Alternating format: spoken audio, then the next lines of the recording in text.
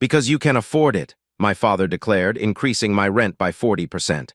"I've moved out," I left a note. 2 months later, they faced foreclosure. I'm 29 years old and finally free from the financial prison my family built around me over the past 7 years.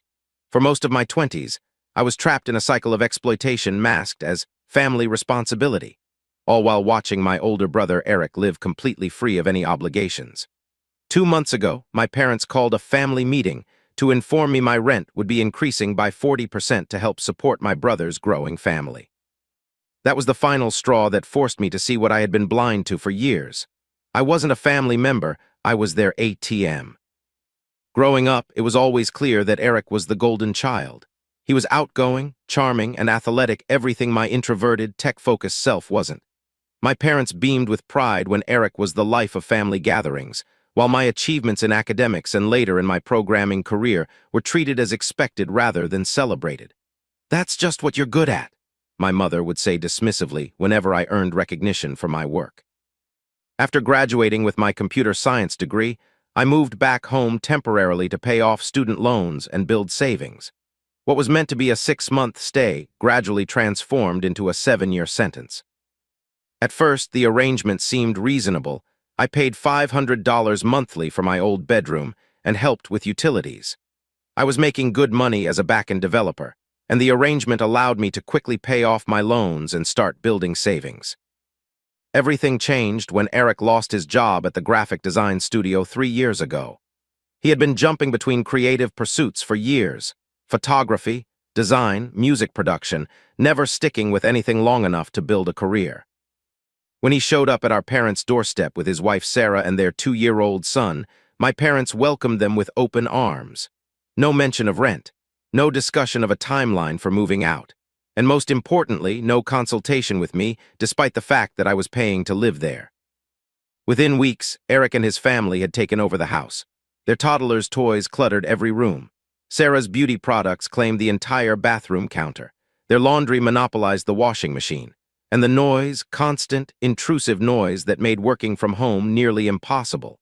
I started spending money on coffee shops just to find quiet spaces to focus during work hours.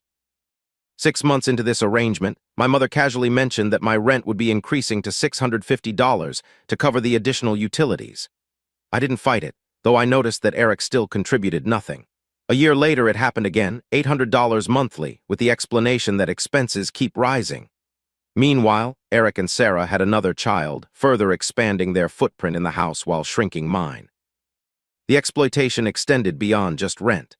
My parents began borrowing my things without asking. My premium streaming account suddenly had multiple profiles. My game console migrated to the living room for Eric's use, and my high-end kitchen equipment, purchased with my own money, became communal property. When Eric's car broke down, my father strongly suggested that I should drive him to job interviews. These eventually became regular rides to meet friends, go shopping, or take his kids to activities. My privacy became non-existent. Eric's children barged into my room without knocking, often breaking or misplacing my belongings. When I installed a lock, my mother accused me of being unwelcoming to family. My expensive noise-canceling headphones disappeared for weeks, only to be found damaged under Eric's bed. No apologies were offered, and my parents brushed off my concerns with "kids will be kids." The family vacation to Lake Tahoe last summer perfectly illustrated the disparity in how we were treated. I paid $1,200 for my share of the rental house and food, while Eric's entire family went for free.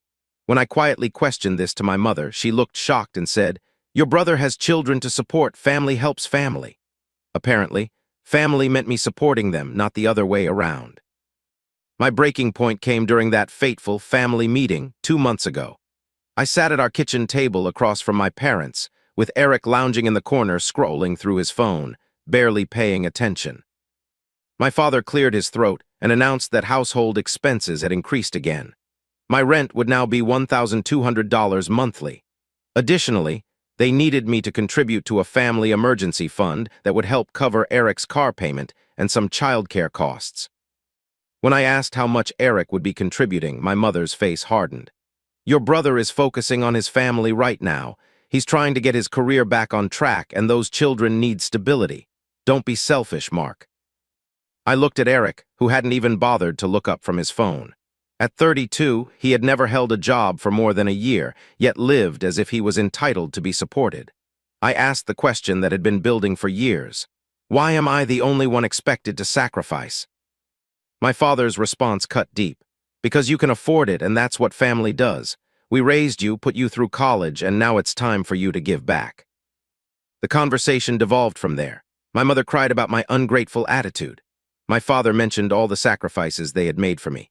Eric finally looked up long enough to comment that I had it easy with my cushy tech job while he was struggling with real-world problems.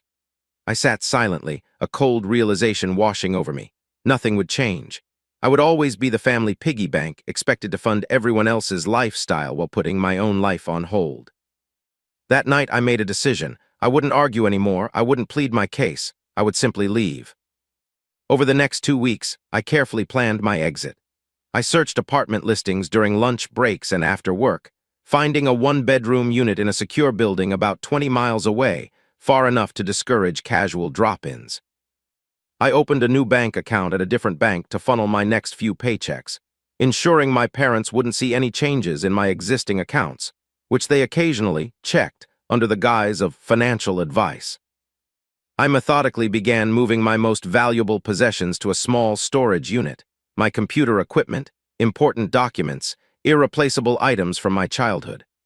I did this gradually, taking a backpack each morning as if heading to a coffee shop to work. I set up mail forwarding and updated my address with important accounts using my phone during lunch breaks. I researched tenant laws, confirming that since I had no formal lease, I was not legally obligated to give notice. The calculated part of my exit came in deciding what to take and what to leave behind. Over the years, I had purchased numerous items that had become family property: the large smart TV in the living room, the expensive coffee machine, the backyard grill, and high-end router system. My name was also on the family cell phone plan, which covered everyone's phones. I had my name removed from the title of the old car my parents had given me years ago but still occasionally took for themselves. I chose a weekend when my family would be attending my cousin's wedding 3 hours away. I had begged off, citing an important work deadline, a rare excuse my parents accepted without much pushback, likely because Eric's entire family would need hotel rooms paid for. The morning they left, I executed my plan. A moving company arrived at 9 a.m., and I directed them to take only the specifically labeled items, my bedroom furniture, my remaining electronics, and the boxes I had prepared. I also removed the items that were explicitly mine from common areas. The living room TV went blank, the Wi-Fi went down as I packed up my router, and the kitchen lost several appliances that I had purchased. I left behind anything that had been a gift or that I couldn't clearly prove was mine. The last thing I did was leave an envelope on the kitchen table with my keys and a brief note. I've moved out. The items I've taken are mine, purchased with my money. I've removed myself from the family cell phone plan. Do not contact me for financial assistance again. I had already blocked their numbers on my new phone. I was settled into my new apartment by evening, surrounded by boxes but feeling lighter than I had in years. The crushing weight of unjust expectation had lifted, replaced by a strange mix of guilt, anxiety, and a growing sense of liberation. The aftermath was exactly as dramatic as I had expected. When my family returned Sunday night, my phone blew up with messages to my email and social media since they couldn't call me directly. My mother's messages oscillated between rage and tearful pleas, calling me cruel for abandoning them. My father's messages were shorter, more threatening. I had destroyed the family and would regret my childish tantrum. Eric's messages were the most revealing. Rather than expressing hurt over my departure, he was panicked about the practical implications. Who's going to pay the internet bill? And we need the TV back for the kids. Not once did he ask if I was okay or acknowledge why I might have left. I maintained my silence, though I did send a single email to my parents clarifying that any items I took were legally mine, purchased with my own money, and that I had documentation to prove it. I also made it clear that I would seek a restraining order if they continued to harass me. Then I focused on setting up my new life. 3 days later, my mother showed up at my workplace. I had anticipated this and already informed security and my manager about the potential situation. She was politely but firmly prevented from entering the building. Through the glass doors, I could see her red face as she shouted, creating a scene until security threatened to call police. That evening, I received an email from my father calling me heartless for embarrassing my mother. Again, I didn't respond. Week 1 passed in a blur of anxiety and adjustment. I installed additional security measures in my apartment and began therapy to help process the years of financial exploitation and emotional manipulation. My sleep improved immediately, despite the stress of the situation. No more late-night noise from Eric's family.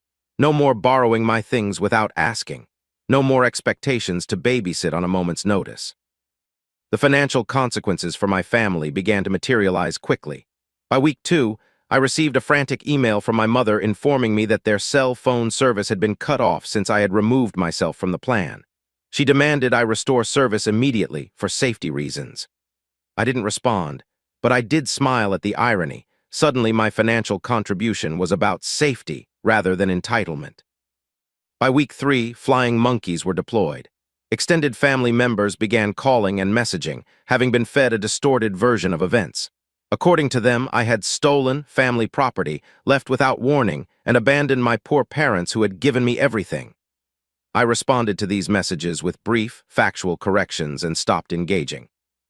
The first major crack in their financial facade appeared at the 1-month mark. My Aunt Linda, the only family member who had reached out with genuine concern for my well-being, called to tell me that my parents were frantically trying to borrow money to make their mortgage payment. For years, they had told the extended family that they were financially secure. Now the truth was emerging. They had been using my rent money to pay the mortgage while allowing Eric to live there for free. 2 months into my freedom, I received an unexpected email from Sarah, Eric's wife. Unlike the accusatory messages from my parents, hers had a different tone. She explained that without my financial support, my parents had informed them they needed to start paying rent or move out. Eric was furious, claiming that he had nowhere to go and that I had ruined everything. The part that surprised me was her admission that she had always felt uncomfortable with the arrangement and had tried to convince Eric they should pay something, but he had insisted it was his right as family to live there for free. By month 3, the situation had deteriorated further. My Aunt Linda reported that my parents were now 3 months behind on their mortgage and facing possible foreclosure. Eric had found a job at a local print shop, far below his self-perceived worth, and moved his family to a small apartment. My parents had begun selling possessions to stay afloat, including some items I knew had sentimental value to them. The most satisfying development came 4 months after my departure. My cousin Tyler reached out to tell me that at a recent family gathering, the truth had fully emerged. My parents, desperate for financial help, had revealed the extent to which they had relied on me, not just for housing but for countless expenses over the years. Eric's freeloading had been exposed, and many family members who had initially criticized me were now apologizing, shocked by the reality of the situation. Eric, true to form, accepted no responsibility. According to Tyler, he was telling anyone who would listen that I had abandoned the family out of selfishness and that his children were suffering because of my actions. Few were sympathetic, especially after learning that I had been paying more than 3 times what a room should cost while he contributed nothing. By month 5, I received a formal letter from my parents. The tone had changed completely, no more demands or accusations. Instead, there was a carefully worded apology acknowledging that they had perhaps been unfair in their expectations of me. Reading between the lines, I understood what had happened. They had sought financial help from other family members and been refused, likely told that they needed to make amends with me first. The letter ended with a request to talk about the situation and find a way to restore our family bonds. There was no explicit mention of money, but the implication was clear. I didn't respond immediately, taking time to discuss it with my therapist and consider what boundaries I wanted to maintain. Today marks 6 months since I left. My apartment feels like home now, decorated to my taste with no one else's needs to consider. My savings have grown substantially without the drain of supporting 3 additional adults and 2 children. I've received a promotion at work, partly due to increased productivity now that I have a quiet, supportive environment. I've even started dating someone who respects my boundaries and independence. Yesterday, I finally responded to my parents' letter. I kept it brief and clear. I would be open to rebuilding our relationship slowly, starting with occasional phone calls, but with strict conditions. Any discussion of financial support was off the table permanently. Any attempt to guilt or manipulate me would result in immediate termination of contact. And most importantly, I would never again live under their roof or be responsible for supporting Eric. My mother called this morning, accepting my terms with a subdued voice I had never heard before.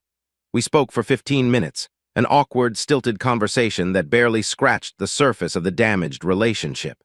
At one point, she started to mention that Eric was struggling financially, but caught herself mid-sentence. I don't know if we'll ever repair what was broken, or if they're simply biding their time, hoping to eventually regain access to my financial support. What I do know is that I'll never allow myself to be treated as an ATM again. The family dynamic was never about love or mutual support. It was about exploitation, with me as the designated provider and Eric as the eternal recipient. The house of cards they built on my back has collapsed, and from the rubble, I've constructed something much stronger. A life defined by my own choices, not by others' expectations. Sometimes the most powerful revenge isn't about hurting others, it's about reclaiming your own worth and refusing to participate in your own exploitation. Looking back now, my only regret is not leaving sooner. 7 years of financial servitude was too high a price to pay for the illusion of family harmony. If you're reading this and seeing parallels to your own situation, know that you deserve better.